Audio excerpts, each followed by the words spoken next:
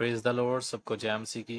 प्रभु यीशु मसीह के जीवित जिंदा सामर्थी नाम में आप सबको सलाम।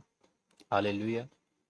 आज के बाइबल अध्ययन के लिए हम प्रभु का थैंक्स करते हैं और आइए सब जन मिलके परमेश्वर के वचन में से कुछ लर्न करते हैं। आज नया कुछ सीखते हैं।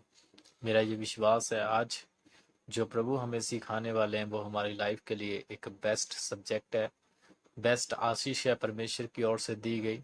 मैं आपके साथ जो शेयर करने वाला हूँ वो बेस्ट मैसेज है। मेरा बिलीव है मेरा खुदा इस वचन के द्वारा आपके जीवन को बदलेगा और आपको सेम नहीं रहने देगा। आमीन। हालेलुया। आज का जो हमारा सब्जेक्ट है, आज का जो परमेश्वर के वचन में से हम सीखने वाले हैं वो रोमियो की पुस्तक में से है।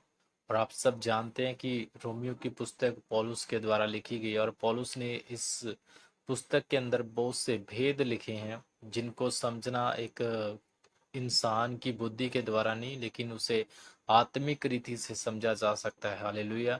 मैंने जब इस चैप्टर को पढ़ा मैंने कम से कम इस चैप्टर को 10 बार रीड किया है पहले, लेकिन जो रेवलेशन आज मुझे दिखाया गया है वो पहले मैंने कभी महसूस नहीं किया अपने जीवन में। हालेलुया। तो हो सकता है आपने इसे पहले पढ़ा भी हो, आपने इसे समझा भी हो, आप सब मुझसे ज़्यादा समझदार हैं, आप सब जानते हैं परमेश्वर के बारे में, क्योंकि मैं सिर्फ एक उन लोगों के लिए ही नहीं लेके आया हूँ संदेश जो पढ़े लिखे नहीं हैं, जो लोगों ने बाइबल को अभी उठाया भी नहीं है, जहाँ उठा रहे हैं लेकिन कम पढ़े लिखे हैं, समझ नहीं पा रहे। ये संदेश उन सब के लिए, सभी पास्टर्स के लिए, विश्वासियों के लिए, कलीसिया के लिए, हर एक जन के लिए जो प्रभु पर ईमान करता है। हालेलुया। तो मैं विश्वास करता हूँ कि आप सब मुझसे बड़े हैं, आप सब मुझसे समझदार हैं, ज़्यादा बुद्धिमान है, तो उन सब के लिए मैं प्रभु का धन्यवाद करता हूँ। तो मैं आज आपके साथ जो बांटने वाला हूँ ये महत्वपूर्ण एक सब्जेक्ट है। तो मेरा बिलीव है कि परमेश्वर आज हमें इसके द्वारा ब्लेस करेंगे। तो मैं आपके लिए खोलूंगा रोमियो की पुस्तक 7 अध्याय उसका 1 वचन से मैं पढ़ूंगा और इसमें एक खास संदेश प्रभु ने मुझे दिया जो मैं आपके साथ बांटने वाला हूँ। हालेलुया। तो आइए हम इस चैप्टर को पढ़ते हैं और इससे सीखते हैं कि प्रभु हमें किस प्रकार का जीवन जीने के लिए प्रेरित करते हैं। आमीन। तो लिखा, हे भाइयों, क्या तुम नहीं जानते कि मैं व्यवस्था के जानने वालों से कहता हूँ कि जब तक मनुष्य जीवित रहता है तब तक उस पर व्यवस्था की प्रभुता रहती है, क्योंकि विवाहित स्त्री प्रभु की व्यवस्था अनुसार पति के जीते जी उससे बंधी है। परंतु यदि पति मर जाए तो वह पति की व्यवस्था से छूट गई। इसीलिए यदि पति जीते जी वह किसी दूसरी पुरुष का हो जाए तो व्यभिचारिणी कहलाएगी। परंतु यदि पति मर जाए तो वह उस व्यवस्था से छूट गई, यहाँ तक कि यदि किसी दूसरे पुरुष की हो जाए तो भी व्यभिचारिणी ना ठहरेगी। वैसे ही हे मेरे भाइयों, तुम भी मसीह की देह के द्वारा व्यवस्था के लिए मरे हुए बन गए कि उस दूसरे के हो जाओ जो मरे हुओं में से जी उठा। इस लाइन को हम फिर से पढ़ेंगे, दोबारा पढ़ेंगे। वैसे ही हे मेरे भाइयों, तुम भी मसीह की देह के द्वारा व्यवस्था के लिए मरे हुए बन जाओ कि उस दूसरे के हो जाओ जो मरे हुओं में से जी उठा।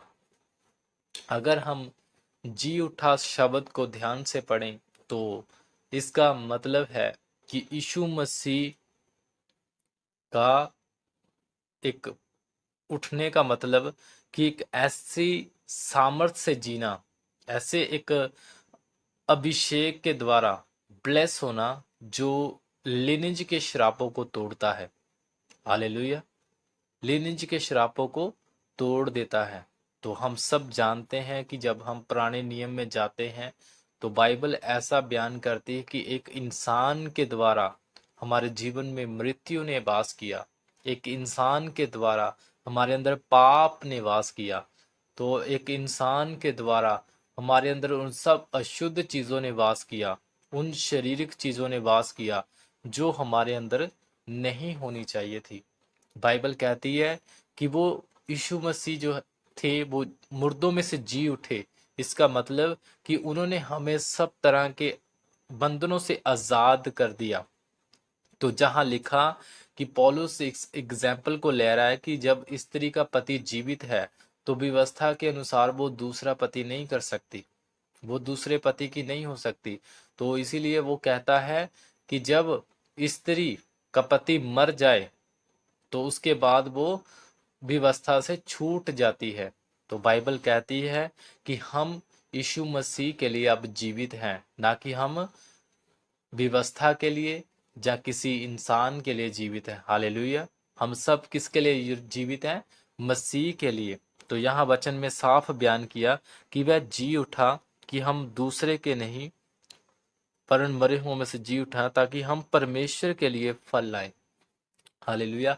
अब हम किसके लिए जी उठे हैं? यीशु मसीह के लिए जी उठे हैं। अब यदि हमने बपतिस्मा लिया है, हमने तौबा की है, अपने अपराधों को माना है और परमेश्वर पर ईमान किया, तो हम इसका मतलब यीशु मसीह के लिए जी उठे और आज से हमारा जीवन जो है वो मसीह के चाल ढाल में है, मसीह के नेचर में है, उसके स्वभाव में है। जब हम अगले चैप्टर में जाएं तो ध्यान से जहां लिखा है परमेश्वर के कलाम में ये कि 7 की 25 आयत में लिखा है, हमारे प्रभु यीशु मसीह के द्वारा परमेश्वर का धन्यवाद हो, इसीलिए मैं आप बुद्धि से तो परमेश्वर की व्यवस्था का परंतु शरीर से पाप की व्यवस्था का सेवन करता हूँ। अंत अब जो मसीह यीशु में है उन पर दंड की आज्ञा नहीं, क्योंकि वह शरीर के अनुसार नहीं वरन आत्मा के अनुसार चलाए चलते हैं, क्योंकि जीवन की आत्मा की व्यवस्था ने मसीह यीशु ने मुझे पाप और मृत्यु की व्यवस्था से स्वतंत्र कर दिया। हालेलुया। किसमें? व्यवस्था को परमेश्वर ने हमारे जीवन से निकाल दिया। हम अब किसके अधीनगी में चलेंगे? यीशु मसीह की अधीनगी में, यीशु मसीह के नेचर में, उसके स्वभाव में, क्योंकि वो जी उठा। जी उठने का मतलब बहुत बड़ा है।